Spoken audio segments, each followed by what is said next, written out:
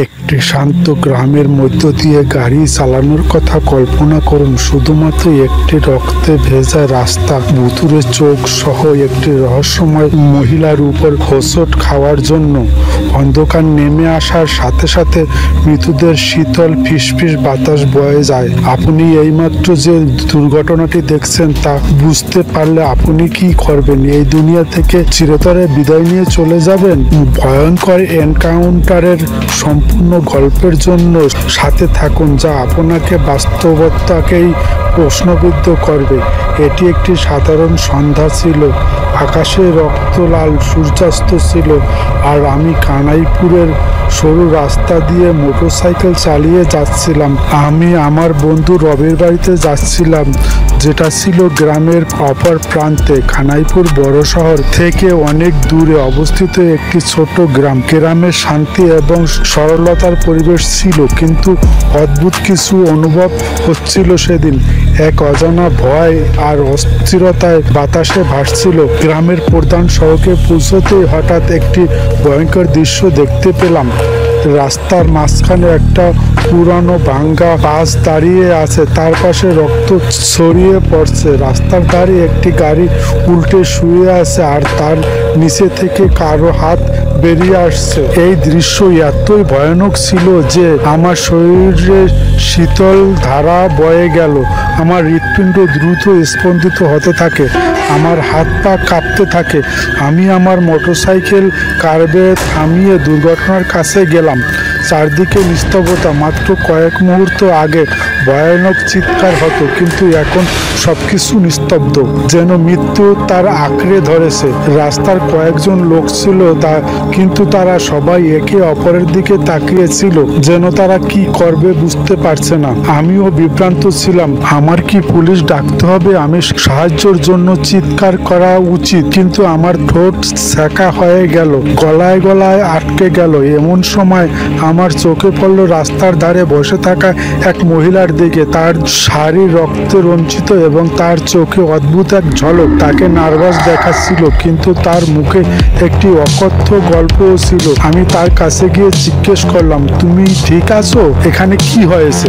আমার দিকে তাকালো, কিছু বলল না। তার চোখে একটা গভীর বেদনা আর একটা অদৃশ্য ভয় ছিল, যা দেখে আমার গা শিউরে উঠল। মহিলাটি শুধু আমার দিকে তাকিয়ে রইল, যেন সে কিছু বলতে চায়, কিন্তু তার জিভ থেকে শব্দ বের হচ্ছিল না। আমি চারপাশে তাকালাম। কিছু গ্রামবাসী ধীরে ধীরে সেখানে জড়ো হতে থাকে। তারা নিজেদের মধ্যে কিছু ফিসফিস করছিল, কিন্তু তাদের কণ্ঠ ভয় এবং কুসংস্কারে ভরা। কেউ একজন বললেন, এটা সেই বাস যেটা গত বছর দুর্ঘটনায় পড়ে গিয়েছিল। আরেকজন বলল, এবং হ্যাঁ, বাসের সব যাত্রী নিহত হয়েছে। এই বাসটি এখন ভূত। এসব শুনে আমার শিরদাঁড়া বয়ে কাঁপতে থাকে। এটা কি সত্যি হতে পারে যে বাসটি মারা গিয়ে এই বাসেই কি সেই বাস ছিল? সূর্য পুরোপুরি ডুবে গেছে এবং রাতের অন্ধকার ছড়িয়ে পড়তে শুরু করেছে। হঠাৎ বাতাসে একটা ঠান্ডা ঢেউ বয়ে গেল।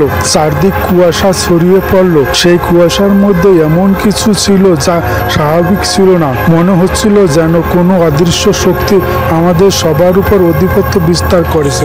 রাস্তা দাঁড়িয়ে থাকা বাসের জানলা দিয়ে অদ্ভুত ছায়া দেখা দিতে থাকে। মনে হচ্ছিল যে সেই ছায়াগুলো বেঁচে আছে এবং বেরিয়ে আসার জন্য আকুল হচ্ছে। তারপর একটা অদ্ভুত গল্প শোনা গেল। সেই শব্দটি একজন মহিলার কান্নার শব্দ বলে মনে হচ্ছিল, কিন্তু তাতে ব্যথা এবং রাগের মিশ্র শব্দ ছিল। আমি দেখলাম এই মহিলাটি আগে রাস্তার ধারে বসেছিল, এখন উঠে দাঁড়িয়েছে এবং তার চোখে সম্পূর্ণ কালো হয়ে গেছে।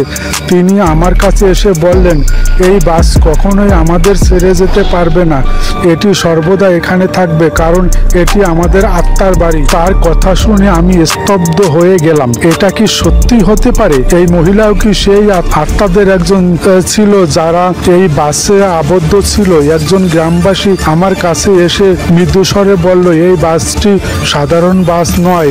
কয়েক বছর ধরে এই বাসটি গ্রামের কাছে একটি সেতুতে ভারসাম্য হারিয়ে নদীতে পড়ে যায়, কিন্তু তারপর তারপর থেকে এই বাসটি গ্রামের বিভিন্ন স্থানে দেখা গেছে। যতবার এই দুর্ঘটনা ঘটে, কথাটা শুনে আমার পায়ের নিচে মাটি সরে গেল। এই বাসটি কি সত্যি একটি ভুতুড়ে বাস ছিল? এবং যদি এটি সত্য হয় তবে আমরা কি করে এর শিকার হতে যাচ্ছিলাম? আমি দ্রুত রবিকে ডেকে বললাম আমি কোথায় আছি এবং কি হচ্ছে। রবি আমার কথা শোনার সাথে সাথে বলল, তোমার ওখান থেকে এক্ষুনি চলে যাওয়া উচিত। এই জায়গাটি খুব বিপজ্জনক। আমিও ওই বাসের কথা শুনেছি। তুমি এখানে থাকলে তোমারও খারাপ কিছু হতে পারে। রবির কথা শুনে মনের মধ্যে ভয়টা আরও বেড়ে গেল। আমি সঙ্গে সঙ্গে আমার মোটরসাইকেল স্টার্ট করে সেখান থেকে চলে যাওয়ার চেষ্টা করি, কিন্তু তখন আমার বাইকের ইঞ্জিন বন্ধ হয়ে যায়। বারবার চেষ্টা করলাম কিন্তু বাইক স্টার্ট হলো না। মনে হচ্ছিল যেন সে আমাকে যেতে দিতে চায় না। ঠিক সেই মুহূর্তে আমি সেই মহিলাকে আবার দেখতে পেলাম। এগিয়ে আসতেছিলেন এবং তার মুখে একটি অশুভ হাসি ছিল। তিনি মৃদুস্বরে বললেন, কেউ তোমাকে এখান থেকে নিয়ে যেতে পারবে না। এই বাস আমাদের, তুমি আমাদের অংশ। বুঝলাম কিছু একটা করতে হবে, নইলে আমিও বাসের রহস্যময় জালে আটকে যাব। আমি আমার চারপাশে তাকিয়ে দেখলাম যে গ্রামবাসীরা ধীরে ধীরে পিছু হাঁটছে, যেন তারা এই ভয়াবহ অংশ হতে চায় না। আমি যখন সম্পূর্ণ হতাশ তখন একজন বৃদ্ধ এখানে আসেন। তিনি আমার কাঁধে হাত রাখে বললেন, এখান থেকে পালানোর একটাই পথ আছে। ওই বাসে আঘাত না করে কেউ যেতে পারবে না। তোমাকে ওই মহিলার সঙ্গে কথা বলতে হবে। আমি অবাক হয়ে তার কথা শুনলাম। কিভাবে? আমি জিজ্ঞেস করলাম। আমাকে তার গল্প শুনতে হবে। সেই যাই বলুক না কেন মনোযোগ দিয়ে শুনুন, তবেই সে আপনাকে এখান থেকে যেতে দেবে। মৃদুস্বরে বললেন। আমি মহিলার দিকে তাকালাম। তাকে শান্ত দেখাচ্ছে কিন্তু তার চোখে ছিল গভীর বিশ্বাস। তিনি আমাকে বলছিলেন যে তিনি এবং তার পরিবারই এই দুর্ঘটনায় মারা গিয়েছিলেন, কিন্তু তাদের আত্মা এখনো সেই বাসে আবদ্ধ ছিল। তারাই এই পৃথিবী থেকে মুক্ত হতে পারে না। তাই যখনই কেউ পাশ দিয়ে যায় তারা তখন তাদের সাথে নিয়ে যাওয়ার চেষ্টা করে। তার গল্প শুনে আমার হৃদয় গলে গেল। আমি তাকে আমাকে যেতে দেওয়ার জন্য অনুরোধ করছিলাম এবং বলছিলাম যে আমি তার আত্মার শান্তির জন্য প্রার্থনা করব। সে আমার সাথে এরকম হয়ে বলল, তুমি যেতে পারো, কিন্তু তুমি যদি অন্য কাউকে এই বিষয়ে বলেও থাকো তাহলে সেটা তোমাকে কষ্ট দিতেই ফিরে আসবে। আমি সাথে সাথে বাইক স্টার্ট করে দিলাম এবং সেখান থেকে দ্রুত চলে গেলাম। আমি যখন রবির বাড়িতে পৌঁছালাম তখন আমি সম্পূর্ণ ক্লান্ত হয়ে পড়েছিলাম।